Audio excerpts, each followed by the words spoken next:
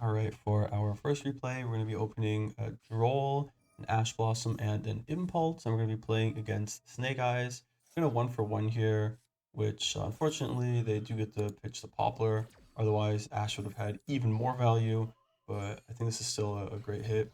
They have the Snash, of course, and I'm going to Impulse here. I don't have a timer for Droll without hurting myself, so that's why we're not going to use it here because we could only chain it to the fire attacker because this is a trigger effect and Droll is a quick effect. And they can just play under Droll decently well. So I'm just going to try to grab some extenders or some additional hand traps here. This is also where Veiler is better than Imperm. It's also a good draw off of fire attacker because Imperm would be dead here. So we're going to be comboing off for a bit here. It's a slightly unconventional combo, but it is what it is, I guess. They even have the Birch here. I'm gonna go Link Rebo, and they're gonna go IP for Princess to bring back the Flambird. It's gonna put the IP into there, and they're going to original for the Jet Synchron here. And this is where it gets kind of awkward, where they Kurikara me, and then they take back the Fire Attacker. Alright, so for turn, we're going to be drawing into our own Kurikara, which is funny. And let me explain my thought process here. So there's a few things I wanted to play around. Of course, as soon as I summon something, he's going to grab the IP from the back row. There's nothing we can do about that. What there is something I can do about is the fire attacker to draw. So if I add a card to my hand, except by drawing it, he gets to draw 2 cards and then pitch 1. And that means he could use something like a unicorn to bounce my card. So I want to keep him off of that. I want him to either go for an Apo, and then I can like Kurikara it or something. Or I want him to go for a Goddess, which commits more of his resources as well. And again, we can just Kurikara it.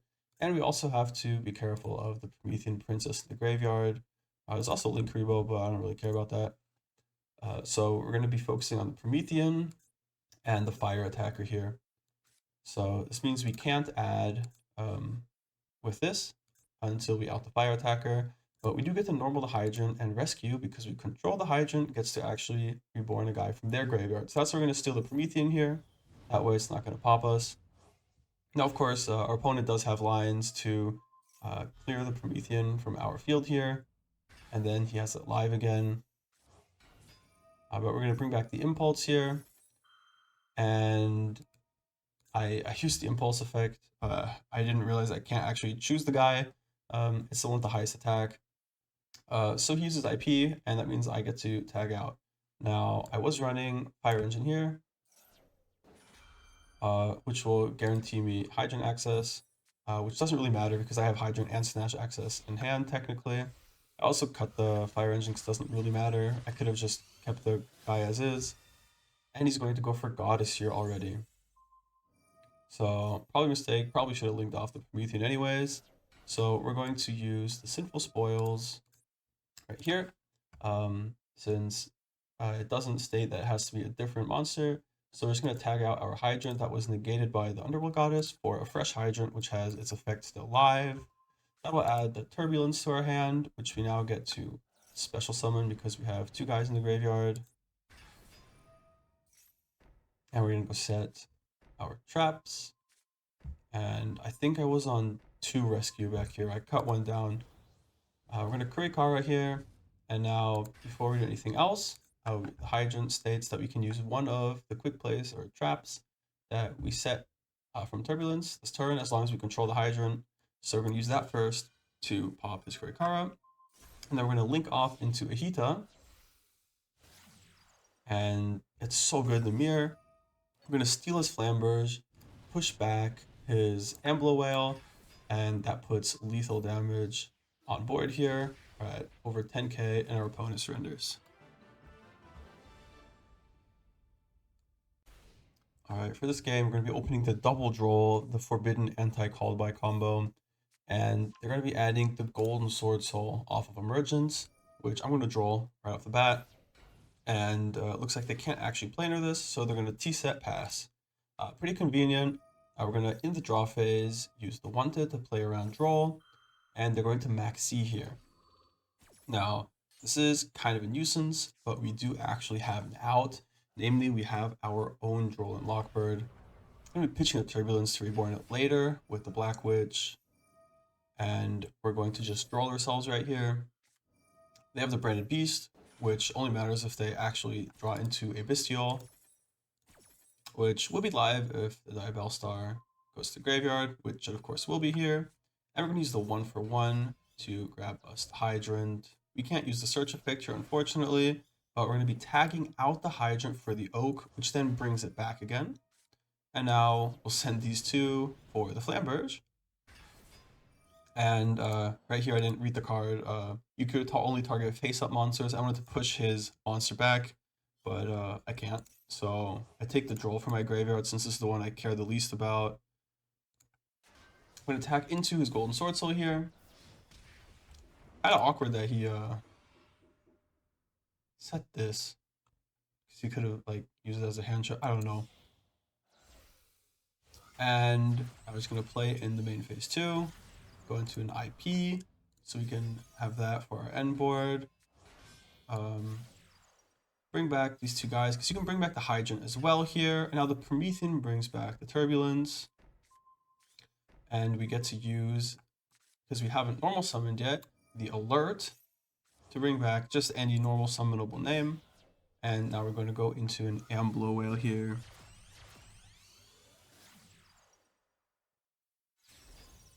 There we go.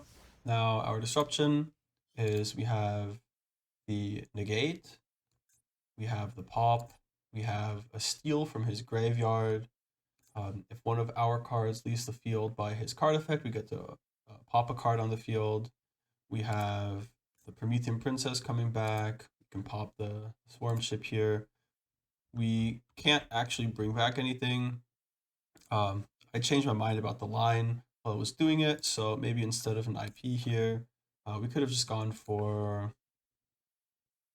something else. Maybe a Sunlight Wolf. Maybe that would have been it. We could have grabbed back something. It doesn't really matter here, though. So there's a ton of disruption, and he has the Branded Lost here.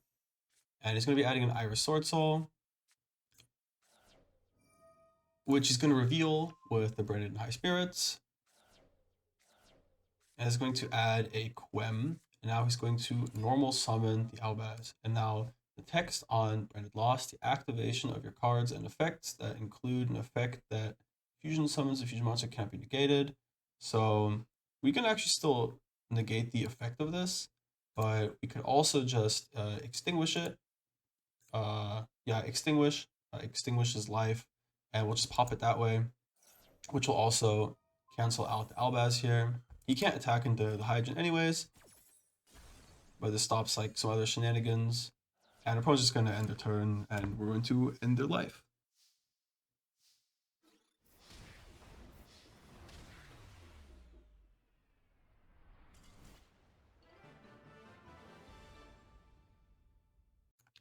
Yo, what's poppin', guys? Back at it again with a Rescue Ace deck list. So I've been tweaking this quite a bit, and I've gotten it to a spot where I like it. I've been playing it on stream in Master Tier, so you can go check out the VODs if you're interested in some more gameplay there. Otherwise, I have some replays here to show off what the deck can do that I played off stream. So my reasoning for this finalist here is I want to access the Hydrant and Turbulence as much as possible and play through as much disruption as possible, and then have the Turbulence resolve to set the 4 Rescue Ace back row and use that as my main disruption alongside the Promethean Princess. So to do that, we're going to be on all the starters, right? We have the 3 Ash for starters. I'm going to be on 2 Poplar. I think 1 is not that good, especially if you draw it. And the second one comes up in the grind game as well. We're going to have 2 Diabell Star. It could be 3 if you need like more consistency, but I valued a bit more non-engine over this. And we have the 3 Wanted for the great consistency as well. 1-for-1 also just gets you there. We're on 2 Hydrant. You'll see it occasionally. Doesn't actually start anything by itself, so you'd prefer to access it off one of your other starters, but it's still good to have, especially to have a second one is also pretty valuable. We're running the turbulence, obviously, as our payoff. Second one comes up quite decently often. We have a fire attacker as an extender and a payoff from the impulse as a hand trap. I'll just let us draw 2 cards and pitch one. And we have the airlifter. This will get us to our field spell here. The other engine requirement we're running for the Snake Eye side is the Flamberous Dragon. This puts in a ton of work actually, getting you a lot of bodies alongside the Oak here. And for the other non-engine we're going to be running, there's going to be one searchable Kurikara. It's not the best card to format, but you do have multiple ways of searching it, such as the Ash and the secret hidden effect of the original Sinful Spoil Snake Eye, uh, where you can only use either effect once per turn. And the second effect is you banish it from your graveyard, then you shuffle back a Snake Eye or a Divel Star, and then you add a level 1 fire. So that'll get you to your Kurikara as well. And then we're on Valor, because it's slightly better than Imperm in the deck list because you can pitch it off of 1 for 1, you can draw into it off of Heat Soul, and you can use it together with Turbulence to make a Baron. You can also make Baron using Ash Diabell Star, so that's why that's in there. Then we of course have Maxine Ash Blossom and Callby because you need to run those. We're not on Cross Out because it feels kind of bricky-ish, and Talons is such a strong non-engine here. It really, really hurts Rescue Ace because they do have to, well, they don't have to, but all their end boards pretty much revolve around an IP, which is a main phase only effect. It's also really good against Kashtira because you can just take away their Rise Heart. Has a lot of uses. I think it's very, very good here. For the extra deck, of course, the Baron here, you can cheese it out and jump scare people with it. The Disruption is great. You can bring back some of your stuff from the graveyard as well. And the Negate is really nice to have. We're running Zeus package. We have the Link Karibo, of course. Nightmare Phoenix is great for outing some back row. You can also use it to go into Elf. This is good against like Fissure or something, or some Floodgates.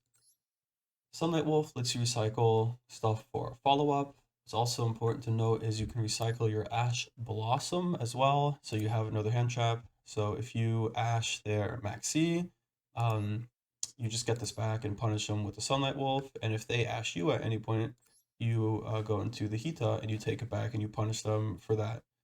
The IP, of course, part of your end board. Barricade Board Blocker is for a line where you don't open any Rescue Ace names, and you can't banish 2 Rescue Ace cards from your graveyard to special summon this.